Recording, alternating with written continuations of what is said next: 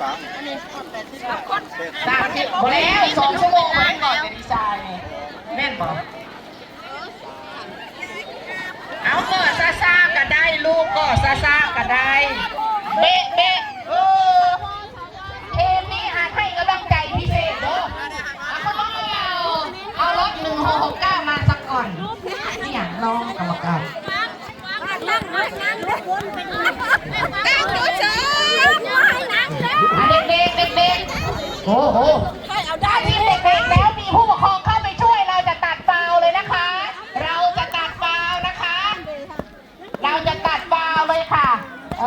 อยู่ห้องเนาะกับคุณนายเพิ่น2 คนนี่บอสเพื่อนมีเท่านี้บอสผู้อยู่อาศัยกับผู้เจ้าของบ้านก็มีอยู่ทีมนักเรียนนะถ้าทีมนักเรียนถ้าผู้ปกครองเข้าไปช่วยเราจะปรับฟาวทันทีหวยคุณแม่เสื้อเขียวนี่อายุเท่าไหร่นี่คะคุณแม่อายุเ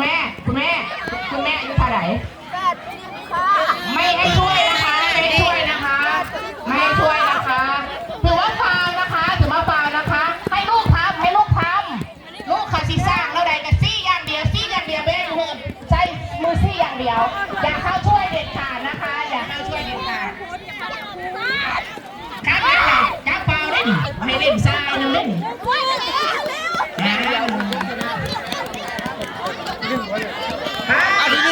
เกี่ยมโคตรและเครื่องมือทำมาหากินเอามาจากที่บ้านพูดเลยว่าเมื่อไหร่เห็ดสร้างไม้สร้างกลุ่มความสูงพอประมาณได้สัดส่วนนะคะ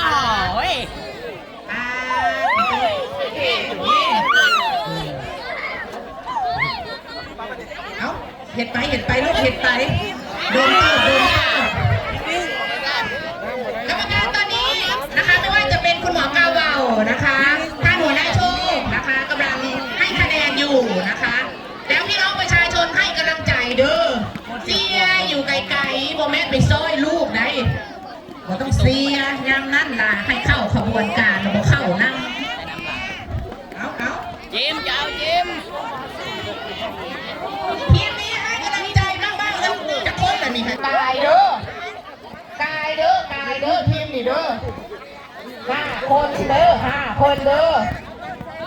รถตัดตายบอกเกี่ยวเลยเนาะให้มาซ้อยกัน5 คนค่ะ5 คนจ้า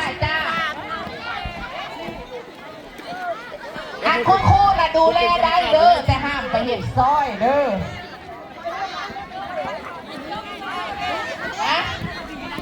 ได้เด้อ